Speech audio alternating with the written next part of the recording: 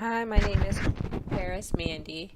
Today I'm going to be talking about a cultural challenge that I had working at the emergency department in Phoenix. The patient that I was working with was a 21-year-old male. He was a Jehovah Witness with cancer. I can't remember which type of cancer it was, but I remember that he had a very low hemoglobin. He was pale and tacky, and clearly needed a blood transfusion. He stated that God views blood as representing life, and he wanted to avoid taking blood not only in obedience to God, but also out of respect for God as the giver of life. So I was very supportive, although I did not completely understand Jehovah Witness and their beliefs. I kind of had my own ideas and own biases. However, the provider was incredibly frustrated with this patient's choice not to receive a blood transfusion, because the provider kept getting called into the room as the patient began to deteriorate, as his blood pressure dropped, he became tacky, and things like that. So I feel like the provider was frustrated because he was having a hard time treating these patients' symptoms, knowing that in his mind, the best thing for the patient was to get a blood transfusion. So in this presentation, I'm going to be talking about the influence of culture. This patient was a Jehovah Witness. I'm going to discuss what I did as I cared for the patient during that moment, and then how I listened to the patient to become more aware of the patient's beliefs and how that's going to affect his treatment plan. And then I had to use a little bit of introspection and start understanding and questioning my spiritual views and what my role is as a nurse. So I learned a lot from this experience, although it was very challenging and frustrating with the provider. So what I thought I knew about Jehovah Witness, I think I remember when in nursing school, they basically discussed Jehovah Witnesses that they just don't do blood transfusions and they don't celebrate holidays. So I assumed that, they thought that receiving blood was a sin. They believed that only Jehovah Witnesses can go to heaven. They can take blood products, but not the whole blood.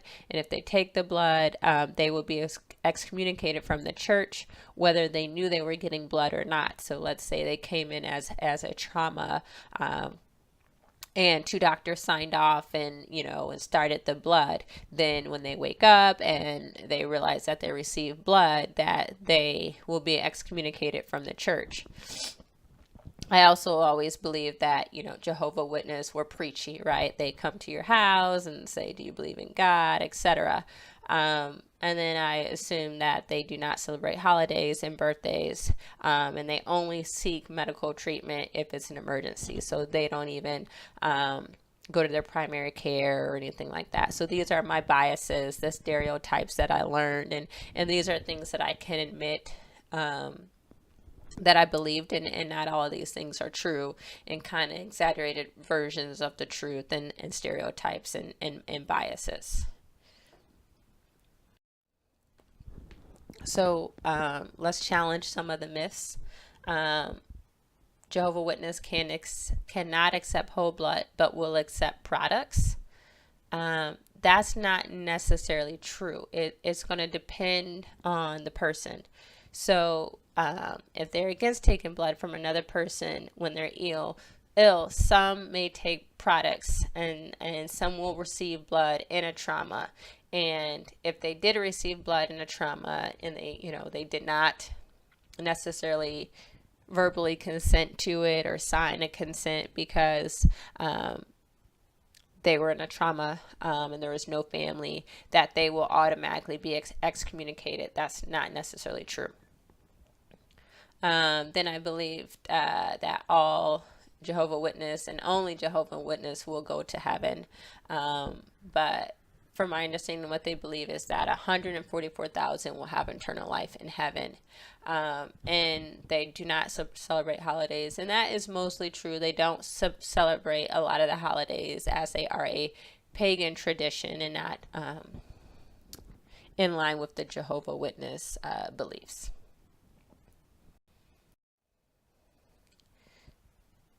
So to treat this patient and work with this family and work with this treatment plan, it takes communication, effective communication, through your frustration, through your ideas of modern medicine and how to treat someone who needs a blood transfusion. How do you talk to that patient to understand where they're coming from and how to support their decisions for their treatment? Because ultimately it's up to them.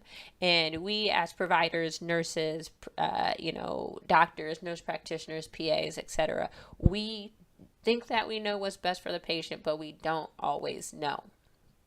And spiritual well-being is just as critical as your physical well-being, and maybe it's even more important, right? Because if you believe that you will have eternal life, then you're not so worried about your physical being, your physical life. You're more focused on having that internal peace, and you get that by aligning yourself with your religious beliefs and your spiritual beliefs and having a feeling of spiritual wholeness. So it's important that we communicate effectively through our frustrations, through our concerns, through what we think the best practices are, because we have to take care of this patient as a whole patient. So we had to stop and communicate, and I had to learn how to communicate with the provider 101, and the provider had to learn how to communicate with the patient and the family. Me as the RN had to do the same. So there was a lot of communication and dynamics going on in this case, but it took some time for us to all get on the same page. So how can we support this patient? Number one is listen. We have to listen and acknowledge these patients' beliefs. We can't just say, oh, here they go again. They don't want blood. They don't want this. Yeah, that's not right. And that's disrespectful. We got to inform the risk and the benefits, and that's what we do with every patient. What are the risks to receiving blood or blood products, and what are the benefits? Then we give them the option to make their own decision, and then we have to respect that. Very importantly, we need to offer alternatives to their treatment. We can't just say, here's the treatment that we think you should get. Do you want it or not? And walk away. No, we have to say, well, if you do not want this treatment, what about this one? How about we try this? What if we do these lactated ringers, and do, something else? And we allow that patient to dictate the treatment. Then we have to review other religions that are different from our own. So we have to understand, we have to educate ourselves, and we have to be open to learning about other religions besides our own or spiritual beliefs. Then no matter what, we have to treat everyone as an individual, because as mentioned before, some Jehovah Witness will accept blood products. Some will not accept anything, and we can't just assume, hey, this person's Jehovah Witness, they're not going to want this, or they're going to want this and not that. We don't know. We have to treat everyone as an individual. And how one practices their religion may be different from someone else practicing the same religion. And then we have to challenge our own biases and then understand our own spirituality.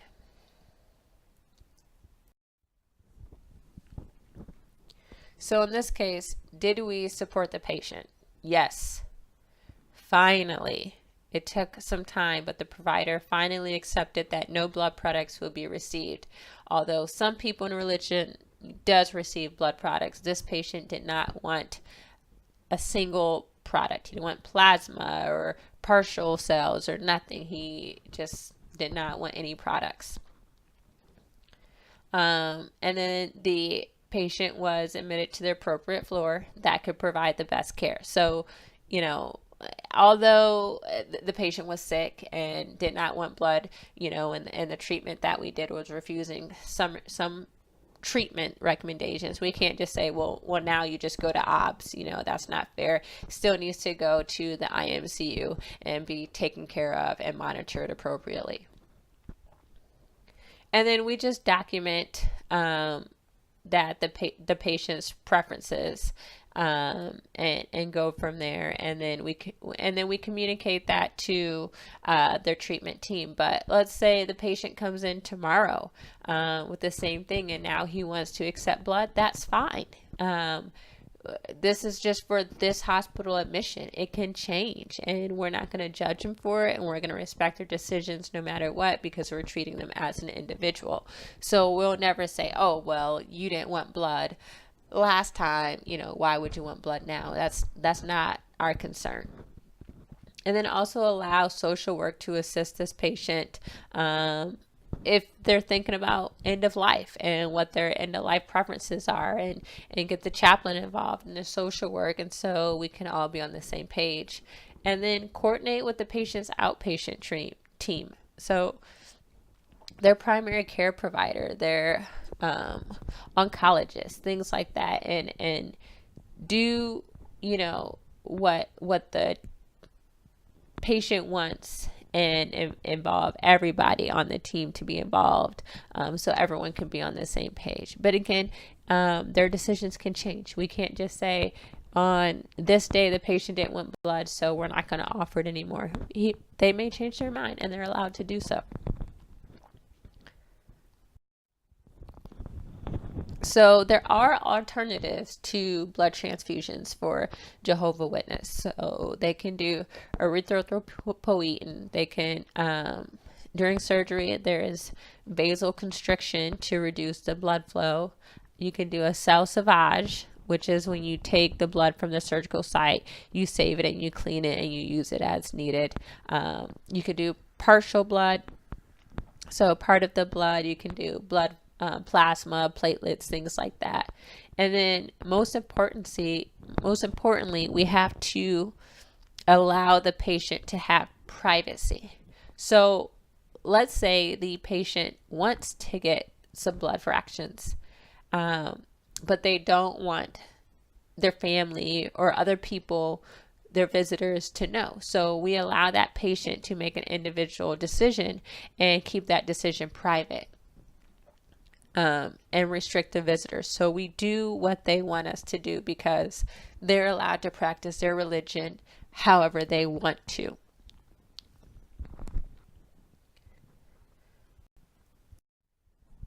So my own personal challenges with this patient was I just lacked the understanding of Jehovah's Witness. I just did not get it. And that's okay. I'm not going to know everything about everyone's religions and spiritual values, and it doesn't matter, because everyone's an individual. Also, I was challenged by the provider's frustration, and how to get the provider to relax and calm down and see that this is more for this patient. This situation was more than just his physical well-being. This patient was thinking about his internal life being, because that's what's going to last forever. The patient is understanding that death is going to happen, and it will happen when it's supposed to happen, but are they going to be at peace?